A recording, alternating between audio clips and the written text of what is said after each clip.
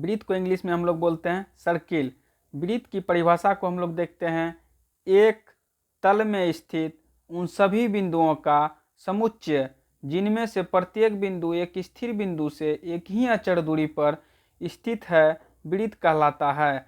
कहने का मतलब हुआ कि वृत्त, जैसे वृत्त कैसा होता है, गोल होता है। एक बिंदु से ये समुच्चय जितना भी बिंदु है, इन सभी बिंदु का दूरी क्या होगा, एक अचर होगा। यानी यहाँ से यहाँ तक का दूरी जितना होगा वही दूरी यहाँ से यहाँ तक का होगा, वही दूरी यहाँ से यहाँ तक होगा। यानी इस बिंदु से इस गोलाकार रेखा पर कहीं पर भी लेंगे तो वो बिंदु दूरी क्या होगा, हमेशा समान होगा। तो हम लोग देखते हैं वृत्त के बारे में, नीचे फिगर दिया हुआ है, इन फिगर पर हम लोग चर्चा करते हैं वृत्त। तो ये सर्किल बनाया हुआ है, ये एक सर्किल है। सर्किल में परिभाषा में बोला गया है कि सभी बिंदुओं का समुच्चय जिससे प्रत्येक बिंदु एक स्थिर बिंदुओं से अचर दूरी पर होता है। फिगर में हम लोग देखते हैं कि त्रिज्या, व्यास और केंद्र, जीवा और चाप। सबसे पहले हम लोग देखते हैं ए बी, केंद्र से होकर गुजरने वाली रेखा, यानी यहाँ से जो गुजरी है ए से बी, ए बी को हम लोग बोलते हैं व्यास। ये पूरा हम लोग क्या बोलते हैं, व्यास। ए से बी तक के दूरी को हम लोग क्या बोलते हैं, व्यास। इसका आधा त्रिज्या होता है, इसका आधा यानी ओ बी को हम लोग क्या बोलते हैं, त्रिज्या, या तो ओए या ओ बी को हम लोग त्रिज्या बोलते हैं, जिसको इंग्लिश में क्या बोलते हैं, रेडियस। ए बी क्या हुआ, व्यास। व्यास को हम लोग क्या बोलते हैं, डायमीटर। व्यास हमेशा कहाँ से गुजरता है, केंद्र से। ओ को हम लोग क्या बोलते हैं, केंद्र बिंदु। केंद्र को इंग्लिश में बोलते हैं सेंटर, ओ को क्या बोलते हैं, केंद्र। इसमें डी देख लीजिए, डी को बोलते हैं जीवा। यहाँ से यहाँ तक का डिस्टेंस जो केंद्र से नहीं गुजरता हो उनको हम लोग क्या बोलते हैं, जीवा। जीवा को इंग्लिश में बोलते हैं कॉर्ड। सी से बी तक का डिस्टेंस, यानी ये जो यहाँ से यहाँ तक की लंबाई है, इनको हम लोग बोलते हैं चाप। चाप को इंग्लिश में बोलते हैं आर्क। तो अब हम लोग देखते हैं वृत्त का व्यास। वृत्त का व्यास त्रिज्या का 2 गुना होता है, क्योंकि वृत्त का व्यास यहाँ से यहाँ तक की दूरी होती है, यानी ए से बी तक की दूरी होती है। ये ओ क्या है, सेंटर है। ओ बी क्या हुआ, त्रिज्या हुआ। ओ ए क्या हुआ, त्रिज्या हुआ। यहाँ से यहाँ तक की दूरी और यहाँ से यहाँ तक की दूरी दोनों आपस में बराबर होती है। ओ बी अगर आर है तो ओ ए बी कितना होगा, आर होगा। कहने का मतलब ए बी जो है वो क्या है, 2 गुना त्रिज्या। यानी वृत्त का व्यास बराबर फॉर्मूला होता है 2 गुना त्रिज्या। त्रिज्या बराबर हम लोग लिख सकते हैं व्यास का आधा, यानी व्यास बट्टा 2। वृत्त का परिधि यानी यहाँ से चलकर ये पूरी दूरी तय करने में जितनी दूरी है उसको हम लोग क्या बोलते हैं, परिधि। परिधि का फॉर्मूला होता है 2 पाई आर। परिधि बराबर होता है 2 पाई आर। पाई का मतलब हुआ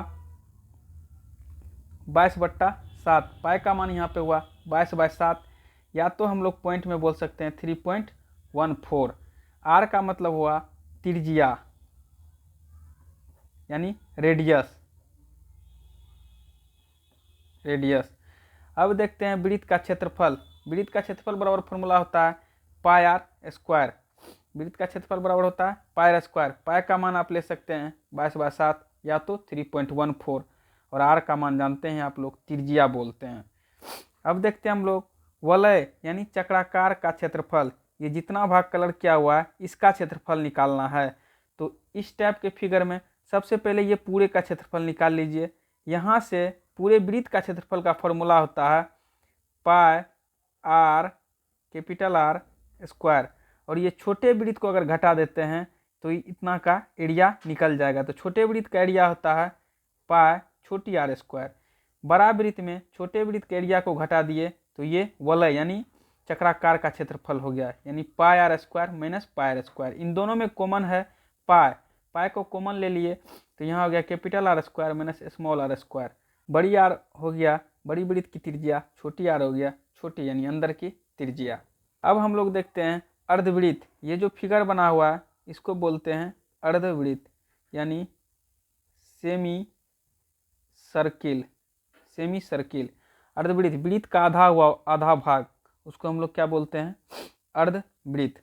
अर्धवृत्त में हम लोग देखते हैं कि अर्धवृत्त का परिमिति मतलब होता है कि पूरी लंबाई, यहाँ से एक बिंदु से स्टार्ट हुआ तो वो बिंदु पर फिर रिटर्न वापस आएगा, यहाँ तक की लंबाई को अर्धवृत्त बोलते हैं। सबसे पहले हम लोग देखते हैं यहाँ से यहाँ तक की लंबाई। पूरे वृत्त का लंबाई होता है 2πr, तो आधा कर देंगे तो 2πr का आधा कितना होता है, πr, यानी 2πr पूरे की लंबाई, आधा का लंबाई निकालना है तो 2πr/2 यानी πr। यहाँ से यहाँ तक का दूरी निकल गया πr, और यहाँ से यहाँ तक का r, और यहाँ से यहाँ तक का r, यानी r + r 2r, तो हो गया πr + 2r। इसमें कॉमन क्या है, r कॉमन लिए तो बचा क्या, π + 2। तो यहाँ फार्मूला लिखा हुआ है अर्धवृत्त की परिमिति बराबर π + 2 × r, वही फार्मूला हम लोग यहाँ निकाले हैं। अर्धवृत्त का क्षेत्रफल होता है πr² का आधा, यानी πr² का हाफ।